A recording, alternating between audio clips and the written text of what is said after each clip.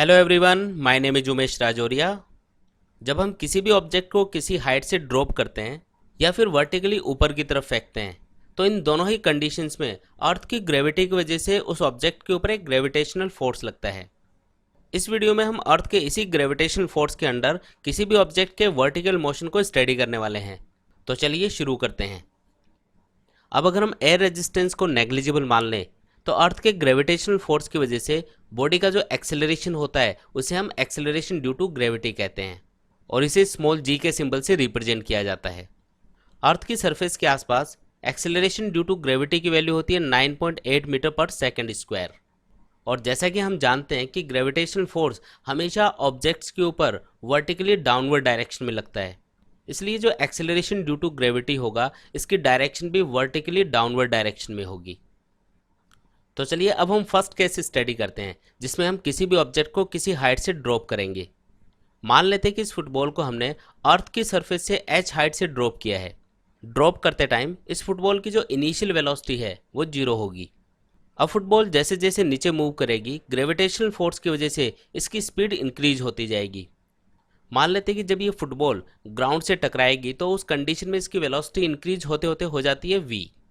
अब यहाँ पे हमने देखा कि जैसे जैसे फुटबॉल नीचे मूव कर रही है इसकी स्पीड इंक्रीज हो रही है, यानी कि यहाँ पे जो एक्सेलरेशन ड्यू टू ग्रेविटी होगा स्मॉल जी उसे हम पॉजिटिव कंसिडर करेंगे। अब क्योंकि यहाँ पे acceleration due to gravity constant है तो इस ऑब्जेक्ट के मोशन को स्टडी करने के लिए हम इक्वेशंस ऑफ काइनेमेटिक्स यूज कर सकते हैं। तो यहाँ पे हमने देखा कि इस ऑब्जेक्ट की जो इनिशियल वेलोसिटी है वो 0 है, साथ ही इस ऑब्जेक्ट का जो एक्सेलरेशन है यानी कि एक्सेलरेशन ड्यू टू ग्रेविटी वो पॉजिटिव है। तो अगर मैं first equation of kinematics use करूँ v equals to u plus a t, तो उसमें u की वैल्यू हम 0 पुट करेंगे और एक्सेलरेशन a की वैल्यू हम प्लस g पुट करेंगे।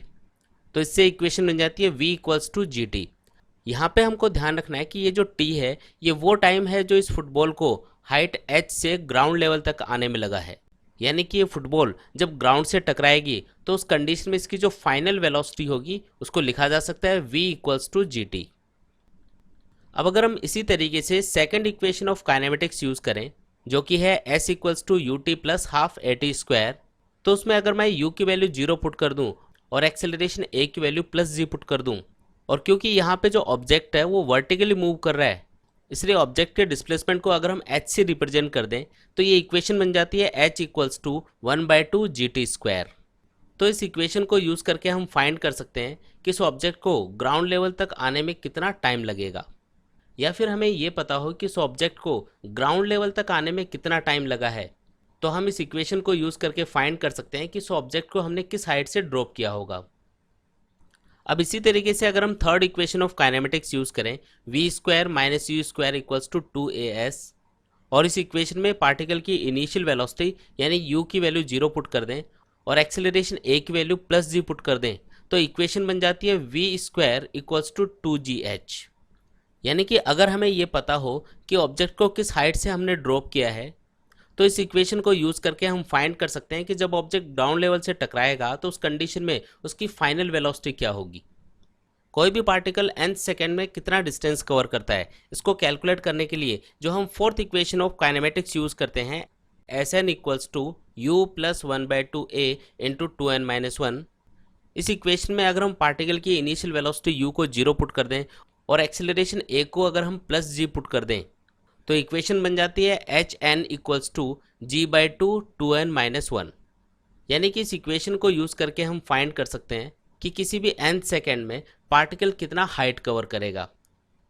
तो यहाँ पे हमको याद रखना है कि जब भी हम किसी भी ऑब्जेक्ट को किसी हाइट से ड्रॉप करते हैं तो उस ऑब्जेक्ट की जो इनिशियल वेलोसिटी है उसको 0 माना जाता है। साथ ही ग्रेविटी की वजह से पार्टिकल का जो एक्सेलरेशन है यानी कि एक्सेलरेशन ड्यू टू ग्रेविटी है उसे लिखा जाएगा प्लस जी, जिसकी वैल्यू होती है 9.8 मीटर पर सेकंड स्क्वायर। और क्योंकि यहाँ पे acceleration due to gravity constant है इसलिए हम इक्वेशंस ऑफ काइनेमेटिक्स को यूज़ कर सकते हैं और इन इक्वेशंस को यूज़ करते हुए पार्टिकल के मोशन को ईजिली स्टडी कर सकते हैं। तो चलिए अब हम कुछ इंपॉर्टेंट ग्राफ्स को स्टडी करते हैं। यहाँ पे जो पहला ग्राफ है वो है डिस्प्लेसमेंट टाइम ग्राफ। यहाँ पे हमने देखा कि पार्टिकल जो डिस्प्लेसमेंट करता है यानी कि जो हाइट कवर करता है और जो टाइम है उसके बीच का रिलेशन होता है h equals to 1/2 g t square. यानी कि यहाँ पे जो हाइट है वो टाइम के स्क्वायर के डायरेक्टली प्रोपोर्शनल होगी। तो इसकी वजह से ये जो ग्राफ होगा ये पैराबोलिक टाइप होगा, और जैसे जैसे टाइम इंक्रीज होगा पार्टिकल का डिस्प्लेसमेंट इस ग्राफ के अकॉर्डिंग तेजी से इंक्रीज होता जाएगा। इसी तरीके से हम इस मोशन के लिए वेलोसिटी टाइम ग्राफ भी ड्रॉ कर सकते हैं। यहाँ पे हमने देखा कि जो पार्टिकल की वेलोसिटी है और जो टाइम है उनके बीच का रिलेशन होता है v=gt, यानी कि यहाँ पे जो पार्टिकल की वेलोसिटी है वो टाइम के डायरेक्टली प्रोपोर्शनल होगी, यानी कि जैसे जैसे टाइम इंक्रीज होगा पार्टिकल की वेलोसिटी इंक्रीज होती जाएगी। साथ ही t=0 पे पार्टिकल की जो इनिशियल वेलोसिटी है यानी कि u वो 0 रहेगी। अब यहाँ पे क्योंकि पार्टिकल की वेलोसिटी और टाइम डायरेक्टली प्रोपोर्शनल है, इसलिए इनका जो ग्राफ होगा वो एक स्ट्रेट लाइन होगी जो कि ओरिजिन से पास होगी। अगर मैं इस इक्वेशन को एक स्ट्रेट लाइन की इक्वेशन से कंपेयर करूं तो यहाँ पे हम देख सकते हैं कि y की जगह यहाँ पे v है, x की जगह यहाँ पे t है। तो यहाँ पे इस स्ट्रेट लाइन का जो स्लोप होगा यानी कि जो m होगा वो एक्सेलरेशन ड्यू टू ग्रेविटी यानी g के इक्वल होगा, यानी कि यहाँ पे जो वेलोसिटी टाइम ग्राफ है उसका जो स्लोप है वो एक्सेलरेशन ड्यू टू ग्रेविटी के इक्वल होता है। इसी तरीके से हम पार्टिकल के लिए एक्सेलरेशन टाइम ग्राफ ड्रॉ कर सकते हैं। अब क्योंकि यहाँ पे acceleration due to gravity constant है, इसलिए जो ग्राफ होगा ये एक स्ट्रेट लाइन होगा जो कि टाइम एक्सिस के पैरेलल रहेगा। तो यहाँ पे हमने देखा कि इन ग्राफ्स को स्टडी करके भी हम ग्रेविटी के अंडर ऑब्जेक्ट के वर्टिकल डाउनवर्ड मोशन को इजीली स्टडी कर सकते हैं। इसी तरीके से अब हम फाइंड करते हैं कि अगर हम किसी भी ऑब्जेक्ट को कुछ इनिशियल वेलोसिटी से वर्टिकली अपवर्ड डायरेक्शन में थ्रो करें तो किसी टाइम t के ऊपर उसकी फाइनल वेलोसिटी क्या होगी, वो कितनी हाइट कवर करेगा और इस कंडीशन में उसका एक्सेलरेशन क्या होगा। तो यहाँ पे हम मान लेते हैं कि किसी ऑब्जेक्ट को हमने कुछ इनिशियल वेलोसिटी u के साथ में वर्टिकली ऊपर की तरफ फेंका है। अब अगर हम ग्राउंड लेवल को रेफरेंस पॉइंट कंसिडर कर लें तो इनिशियली इसका जो डिस्प्लेसमेंट होगा वो 0 होगा। अब जैसे जैसे ये ऑब्जेक्ट ऊपर की तरफ जाएगा ग्रेविटेशनल फोर्स इसको नीचे की तरफ खींचेगा, इसकी वजह से इसकी वेलोसिटी कंटिन्यूसली डिक्रीज होती जाएगी। यानी कि यहाँ पे हम कह सकते हैं कि ग्रेविटेशनल फोर्स की वजह से जो ग्रेविटेशनल एक्सेलरेशन होता है वो यहाँ पे इस ऑब्जेक्ट की स्पीड को कम करने का काम करेगा, यानी कि रिटार्डेशन का काम करेगा, और रिटार्डेशन को हम नेगेटिव एक्सेलरेशन भी कह सकते हैं। तो यहाँ पे इस कंडीशन में जब हम ऑब्जेक्ट को ऊपर की तरफ थ्रो करते हैं तो उस सिचुएशन में जो एक्सेलरेशन ड्यू टू ग्रेविटी है उसकी वैल्यू को नेगेटिव कंसिडर किया जाता है। अब ग्रेविटी के अंडर जैसे जैसे ऑब्जेक्ट ऊपर की तरफ मूव करेगा इसकी वेलोसिटी कम होती जाएगी और एक पर्टिकुलर हाइट h के ऊपर इस पार्टिकल की जो फाइनल वेलोसिटी है वो हो जाती है 0। इसके बाद में पार्टिकल वापस पलटेगा और ग्राउंड की तरफ मूव करेगा। इसे हम पार्टिकल की मैक्सिमम हाइट भी कह सकते हैं। इस मैक्सिमम हाइट तक पहुंचने के बाद पार्टिकल की जो वेलोसिटी है वो 0 हो जाती है और पार्टिकल ग्रेविटेशन फोर्स की वजह से वापस से नीचे की तरफ गिरना स्टार्ट हो जाता है। तो यहाँ पे हमने देखा कि जब पार्टिकल मैक्सिमम हाइट तक पहुँचेगा तो उसकी फाइनल वेलोसिटी 0 हो जाती है। साथ ही यहाँ पे जो एक्सेलरेशन ड्यू टू ग्रेविटी होगा उसे नेगेटिव कंसिडर किया जाएगा। अब हम मान लेते हैं कि इस पार्टिकल को इस मैक्सिमम हाइट तक पहुँचने में जो टाइम लगा है वो है कैपिटल T। तो काइनेमेटिक्स की जो फर्स्ट इक्वेशन है v=u+at, उसमें अगर हम ये सारी वैल्यूज पुट कर दें तो इक्वेशन को लिखा जा सकता है 0 = u - gt, और यहाँ से सॉल्व करने पे इक्वेशन बन जाती है u = gt। तो यहाँ पे अगर हमें ये पता है कि ऑब्जेक्ट को हमने किस इनिशियल वेलोसिटी से ऊपर की तरफ थ्रो किया है तो इस इक्वेशन को यूज़ करके हम फाइंड कर सकते हैं कि इस पार्टिकल को मैक्सिमम हाइट तक पहुँचने में कितना टाइम लगेगा, या फिर हमें ये पता हो कि इस पार्टिकल को मैक्सिमम हाइट तक पहुँचने में कितना टाइम लगा है। तो इस इक्वेशन को यूज़ करके सिंपली हम फाइंड कर सकते हैं कि इस ऑब्जेक्ट को हमने किस इनिशियल वेलोसिटी से फेंका होगा। अब इसी तरीके से हम second equation of kinematics use करते हैं। सेकंड इक्वेशन है s = ut + ½ at², और अगर हम इस इक्वेशन में पार्टिकल के डिस्प्लेसमेंट, इनिशियल वेलोसिटी और एक्सेलरेशन की वैल्यूज पुट कर दें तो इक्वेशन बन जाती है h = ut - gt²। तो यहाँ पे इस इक्वेशन को यूज़ करके हम फाइंड कर सकते हैं कि जब हम किसी भी पार्टिकल को कुछ इनिशियल वेलोसिटी u के साथ वर्टिकली ऊपर की तरफ फेंकते हैं तो आफ्टर टाइम t वो पार्टिकल कितनी हाइट के ऊपर होगा। अब अगर हम मान लें कि पार्टिकल को मैक्सिमम हाइट तक पहुंचने में जो टाइम लगता है वो है कैपिटल T, तो इस इक्वेशन के अकॉर्डिंग जो मैक्सिमम हाइट है उसका फॉर्मूला लिखा जा सकता है h maximum = ut - 1/2 gt²। यहाँ पे कैपिटल टी वो टाइम है जो पार्टिकल को ग्राउंड लेवल से मैक्सिमम हाइट तक पहुँचने में लगा है। तो यहाँ पे अगर हमें ये पता हो कि पार्टिकल को मैक्सिमम हाइट तक पहुँचने में कितना टाइम लगा है, तो इस इक्वेशन को यूज़ करके सिंपली हम फाइंड कर सकते हैं कि पार्टिकल कितनी मैक्सिमम हाइट कवर करेगा। यहाँ पे जो पार्टिकल की इनिशियल वेलोसिटी u है, उसे पार्टिकल को मैक्सिमम हाइट कवर करने में जो टोटल टाइम t लगेगा, उसकी टर्म्स में लिखा जा सकता है u equals to g into T.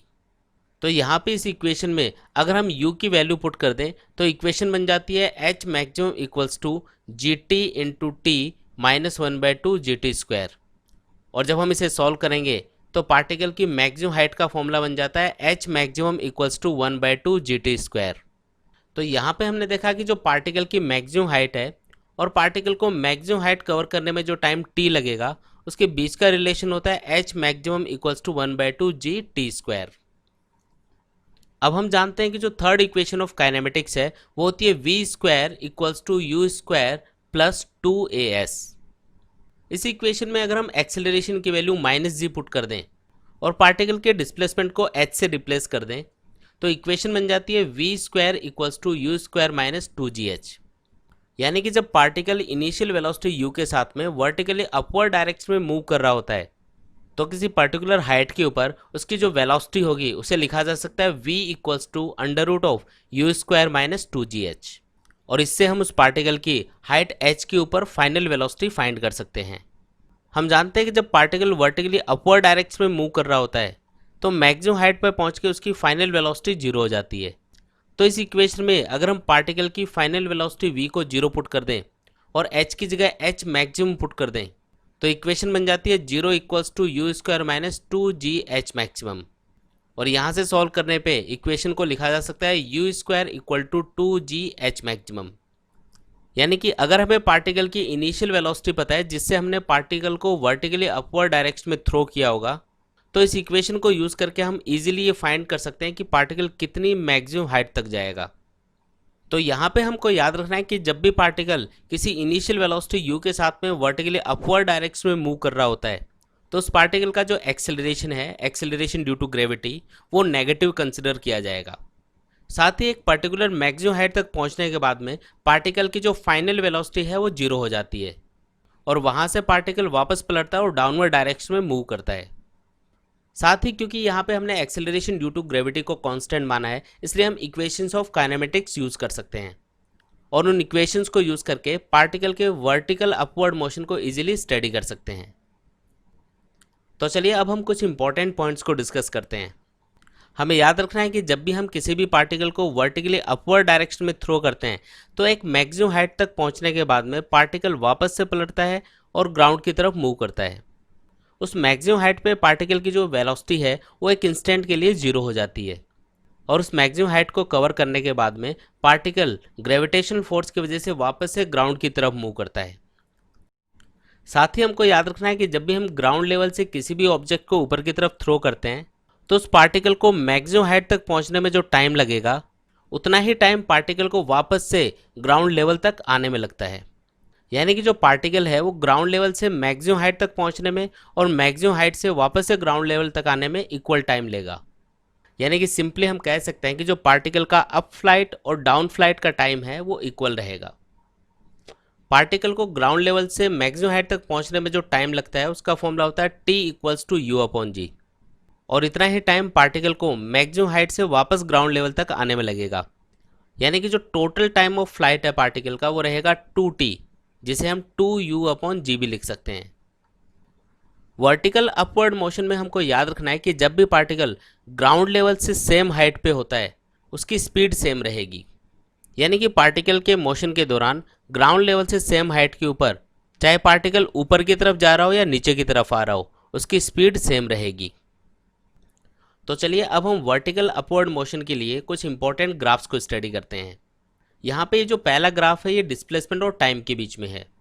यहाँ पे हम देख सकते हैं कि t इक्वल टू 0 पे क्योंकि पार्टिकल ग्राउंड लेवल पे होगा इसलिए उसका डिस्प्लेसमेंट 0 रहेगा, और जैसे जैसे टाइम इंक्रीज होगा पार्टिकल ग्राउंड लेवल से दूर होता जाएगा और उसका जो डिस्प्लेसमेंट है वो इंक्रीज होता जाएगा।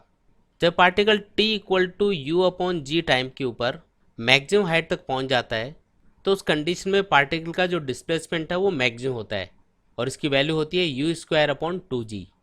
यहाँ से पार्टिकल वापस पलटता है और ग्राउंड की तरफ मूव करता है और इस सिचुएशन में पार्टिकल का जो ग्राउंड से डिस्प्लेसमेंट है वो कंटिन्यूसली कम होता जाता है। इसी तरीके से अगर हम पार्टिकल के लिए वेलोसिटी टाइम ग्राफ ड्रॉ करें तो जब हम पार्टिकल को अपवर्ड डायरेक्शन में थ्रो करते हैं तो t इक्वल टू 0 के ऊपर उसकी जो इनिशियल वेलोसिटी है वो होती है u। फिर जैसे जैसे टाइम इंक्रीज होता है पार्टिकल की वेलोसिटी डिक्रीज होती जाती है और जब पार्टिकल मैक्सिमम हाइट तक पहुंच जाता है तो after time t equals to u upon g उस पार्टिकल की वेलोसिटी 0 हो जाती है। उसके बाद पार्टिकल वापस पलटता है और ग्राउंड की तरफ मूव करता है, यानी कि इस कंडीशन में पार्टिकल की जो वेलोसिटी है वो पहले की कंपैरिजन में नेगेटिव होगी। मैक्सिमम हाइट से पार्टिकल जैसे जैसे नीचे मूव करता है उसकी वेलोसिटी कंटिन्यूसली इंक्रीज होती रहती है और time t equals to 2u upon g के बाद में जैसे ही पार्टिकल वापस से ग्राउंड लेवल पे पहुंचता है उसकी फाइनल वेलोसिटी उतनी हो जाती है जितनी वेलोसिटी उसको ऊपर की तरफ फेंकते टाइम थी। यानी कि पार्टिकल जब वापस से ग्राउंड लेवल पे पहुंचेगा तो इसकी फाइनल वेलोसिटी हो जाती है -u।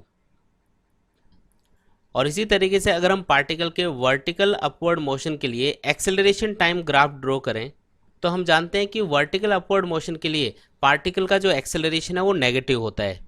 यानी कि वर्टिकल अपवर्ड मोशन के लिए पार्टिकल का जो एक्सेलरेशन है वो होगा -g। साथ ही क्योंकि एक्सेलरेशन ड्यू टू ग्रेविटी को हमने यहाँ पे कांस्टेंट कंसिडर किया है इसलिए ये जो ग्राफ होगा ये टाइम एक्सिस के पैरेलल होगा।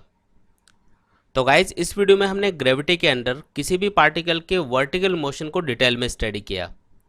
यहाँ पे आपको याद रखना है कि जब भी हम किसी भी पार्टिकल को किसी हाइट से ड्रॉप करते हैं तो जैसे जैसे पार्टिकल नीचे की तरफ मूव करता है उसकी वेलोसिटी इंक्रीज होती जाती है और इस सिचुएशन में acceleration due to gravity positive consider किया जाता है।